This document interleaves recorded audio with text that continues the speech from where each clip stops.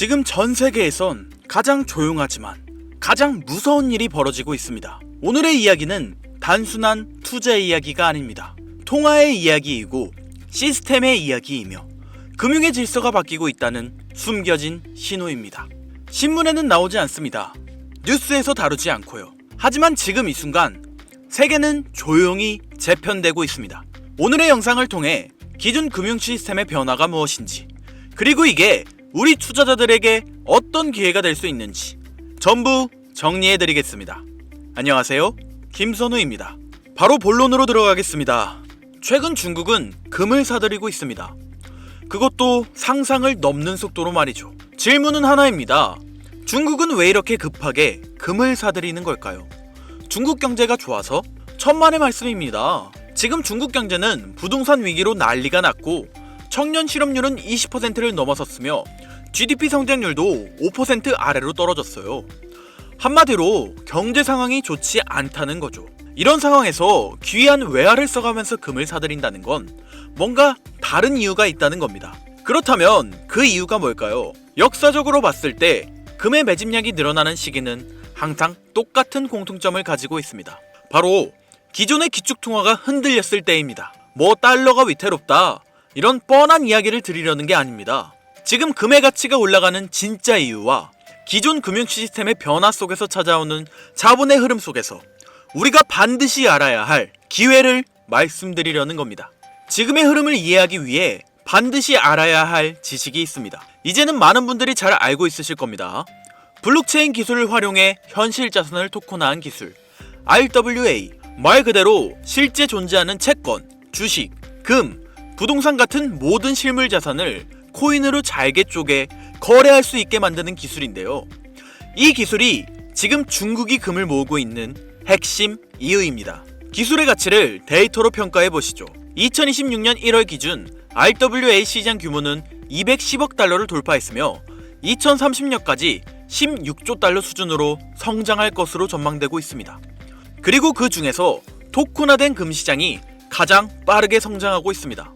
2025년 한 해 동안 토큰화된 금은 무려 28억 달러, 약 3조 8천억 원이 증가했는데요. 이게 얼마나 빠른 성장인지 아십니까? 같은 기간 토큰화된 주식, 회사채, 국채를 전부 합친 것보다 더 빠르게 성장했습니다. 시장이 금을 얼마나 원하고 있는지 보여주는 증거죠.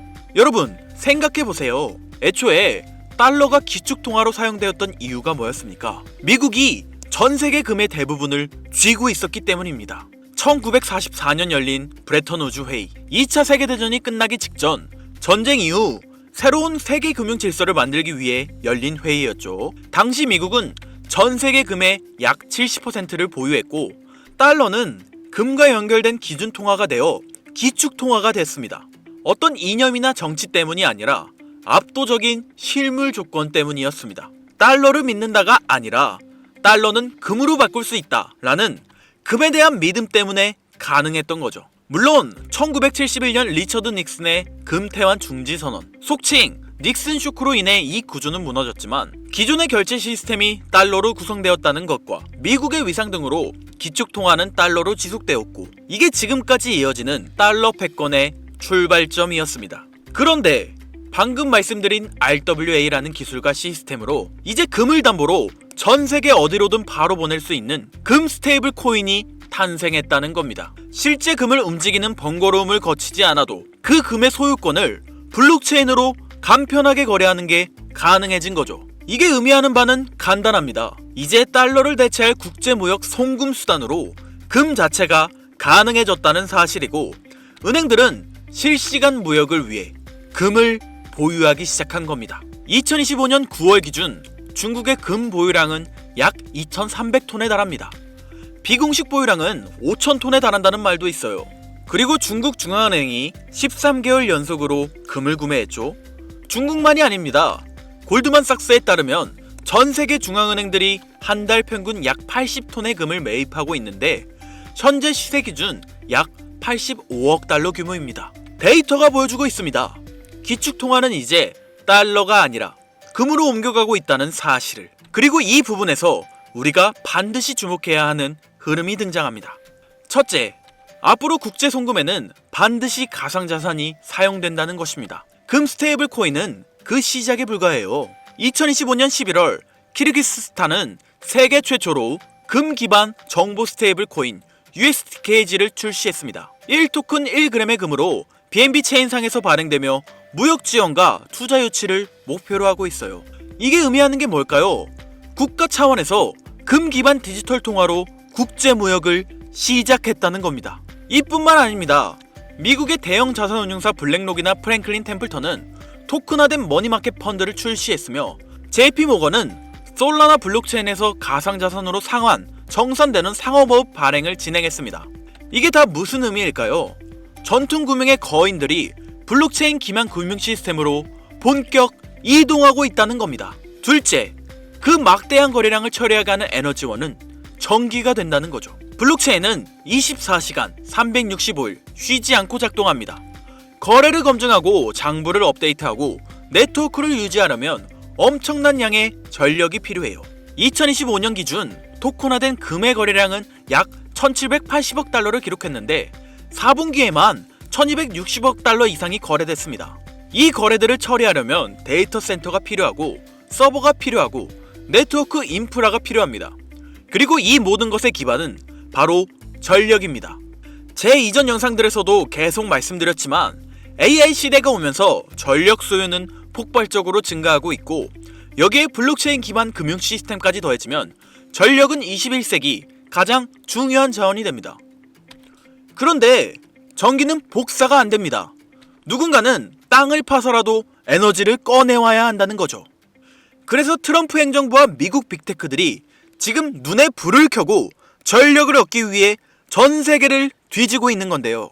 여러분들도 이미 보셨을 겁니다. 트럼프 행정부가 델타포스를 투입해 베네수엘라 마두로 정권을 전격 체포하는 것도 모자라서 동시에 뜬금없이 덴마크의 그린란드 매입을 다시 강요하고 있다는 뉴스 보셨을 겁니다. CNN이나 공중파 뉴스에서는 이걸 트럼프의 제국주의적 야욕이다, 석유를 노린 전쟁이다, 혹은 단순한 독재자 처단이다 라고 언급하고 있는데 결론부터 말씀드리자면 전부 틀렸습니다. 트럼프는 지금 전쟁을 하고 있는 게 아닙니다. 그는 지금 쇼핑을 하고 있는 건데요. 그것도 국가의 장부, 즉 밸런스 시트를 통째로 갈아엎는 국가 단위의 구조조정을 진행 중이라고 보는 것이 훨씬 합리적입니다. 2026년 미국의 부채는 한계에 달했습니다. 월가의 영웅 레이 달리오의 분석처럼 부채 사이클이 끝자락에 이르자 전 세계 그 누구도 예전처럼 미국 국채를 사려고 하지 않죠. 달러라는 종잇돈의 신용이 흔들리는 이 정체절명의 시기에 미국이 선택한 생존 전략은 무엇일까요? 바로 종이를 버리고 실물을 채우는 것입니다. 1월 3일 마두로 체포, 1월 4일 덴마크 그린란드 매입 압박, 1월 7일에 발표된 대형 기관 투자자의 단독주택 매입 금지 선언까지 이 모든 건 하나의 신호를 보내고 있는데요. 지금의 흐름을 이해하시려면 미국 내부에서 진행된 대형 기관 투자자의 단독주택 추가 매입 금지 선언을 확인하셔야 합니다. 표면적인 명분은 훌륭하죠. 블랙록 같은 거대한 자본을 가지고 있는 대형 투자자들이 우리 서민들이 사야 할 집을 다 사버리니까 서민들은 살 집이 없어지고 월세가 너무 비싸지는 겁니다. 그러니 트럼프 입장에선 야, 기관들 이제 부동산에서 손 떼! 라고 발표한 건데요. 당연히 서민들은 환호하였습니다. 하지만 저는 트럼프의 움직임과 이 법안이 반드시 하나의 연결고리를 가지고 있을 것이라 확신했는데요. 금융의 관점에서 이 조치는 기업들에게 부동산 시장에 대한 사형 선고나 다름없습니다. 지금까지 거대 기업들은 남아도는 현금 유동성을 어디에 파킹해놨습니까? 가장 안전하고 덩어리가 큰 미국 부동산이었습니다. 말 그대로 기업들의 전용 주차 자리 중 하나를 정부에서 막아버린 겁니다. 그렇다면 부동산 시장에 사용되었을 수조 원의 돈은 어디로 흘러들어갈까요? 돈은 가만히 있으면 그 가치가 떨어집니다. 그 말은 어딘가로는 반드시 흘러가게 된다는 건데 주식시장은 이미 대세 상승장이 시작된 지 오래됐고 AI 거품론으로 언제 떨어질지 모르는 상황입니다. 미국 부채율이 높아 채권은 매력이 없고 갈 곳을 잃은 이 거대한 유동성을 받아줄 덩어리가 크면서 아직 저평가된 새로운 그릇이 필요해진 시점인 거죠. 그런데 기업들이 방법을 궁리하던 와중 미국 정부가 대놓고 방향을 제시해 주었습니다. 미국 청산예탁결제원 DTCC가 발표한 스마트 나비 프로젝트와 캔톤 네트워크 테스트. 이게 전문용어라 어렵게 느껴지시겠지만 쉽게 말해서 주식이나 부동산 같은 실물 자산을 코인으로 만들어서 기관들끼리 24시간 거래할 수 있게 만든 기업 전용 네트워크 RWA가 되겠습니다. 트럼프는 한쪽에서는 행정명령으로 구시대의 자산인 실물 부동산 매입을 막아버리고 다른 한쪽에서는 법안을 통해 신시대의 자산인 디지털 자산 시장에 문을 열어주고 있는 겁니다. 자, 그렇다면 여기서 의문이 드실 겁니다.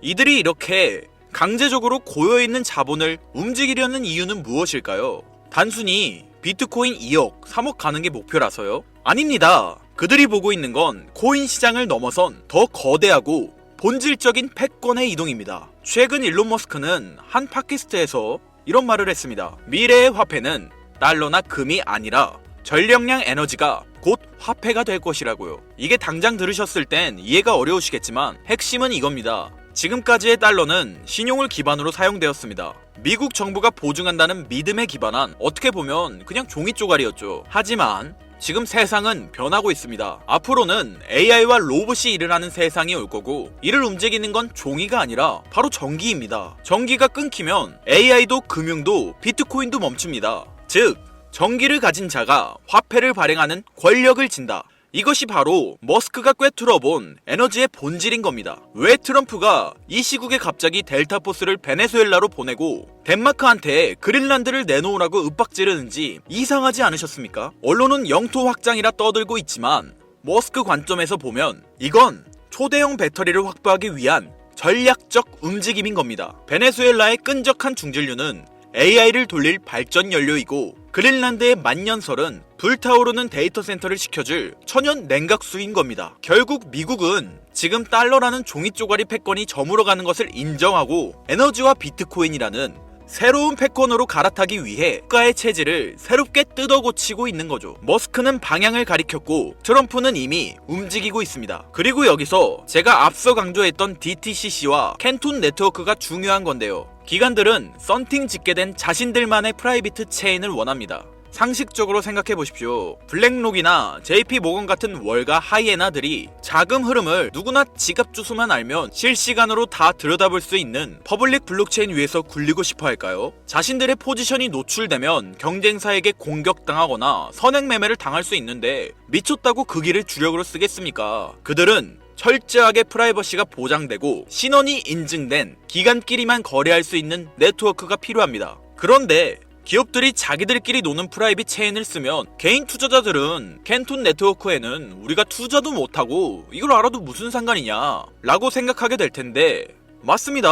우리는 여기에 투자를 못하죠. 하지만 여기에는 틈새가 존재합니다. 기관들이 자기들끼리 지하 고속도로에서 돈을 굴리더라도 결국 그 유동성을 현금화하거나 외부로 빼내려면 반드시 일반 국도인 퍼블릭 체인과 만나는 인터체인지를 거쳐야만 합니다. 즉, 기관의 프라이빗 장부와 우리가 쓰는 퍼블릭 블록체인을 기술적으로 그리고 법적으로 연결해주는 유일한 연결고리. 그러면서도 머스크가 강조한 에너지 데이터까지 처리할 수 있는 미들웨어 코인이 반드시 필요한 거죠.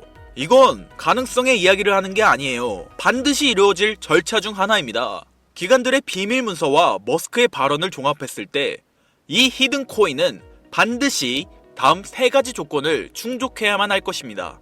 첫 번째 조건, 기관들의 자금은 캔톤 네트워크라는 자기들만의 지하 벙커에 숨어 있습니다. 기관들이 캔톤 네트워크 지하에서 굴리던 자산을 밖으로 빼낼 때 빠르고 거대한 물량을 순식간에 소화시킬 수 있어야 하죠. 즉, 여러분이 찾아야 할 코인은 이더리움 계열의 느려터진 구형 모델이 아니라 기관들의 고속 거래를 감당할 수 있는 새로운 인프라 안에 숨어 있을 확률이 매우 높습니다. 두 번째 조건, 머스크의 영수증이어야 합니다. 이게 진짜 핵심인데요. 일론 머스크는 앞으로의 화폐는 전력이라고 말했습니다. 발전소에서 생산된 전력, 데이터 센터의 컴퓨팅 파워, 이 무형의 에너지를 실시간으로 블록체인에 기록하고 토큰으로 바꿔주는 기술. 전문 용어로 DP인이라 불리는 탈중앙화 물리 인프라가 결합되어야 하죠. 단순히 금융만 연결하는 게 아니라 에너지 데이터를 처리할 수 있는 오라클 기능이 탑재되어 있어야 하는 겁니다. 세 번째 조건, 규제 준수 딱지가 붙어 있는가입니다. 익명성 뒤에 숨어서 자금 세탁이나 하는 코인들은 기관들이 사용할 수 없습니다. 반대로 디지털 신원 인증 기능이 내장되어 있어서 이 돈은 불법 자금이 아니라 삼성전자가 보낸 돈입니다 라고 꼬리표를 붙여줄 수 있는 화이트리스트 코인. 기관들은 오직 이런 코인만 파트너로 인정할 텐데요. 이 세 가지를 충족시키는 코인은 단 하나입니다. 여기서 이제 그래 네가 생각하는 그 종목이 뭔데? 라고 답답해 하실 분들이 있으실 거예요. 제가 여러분께 종목을 딱 정해드리면 속이 시원하시겠죠?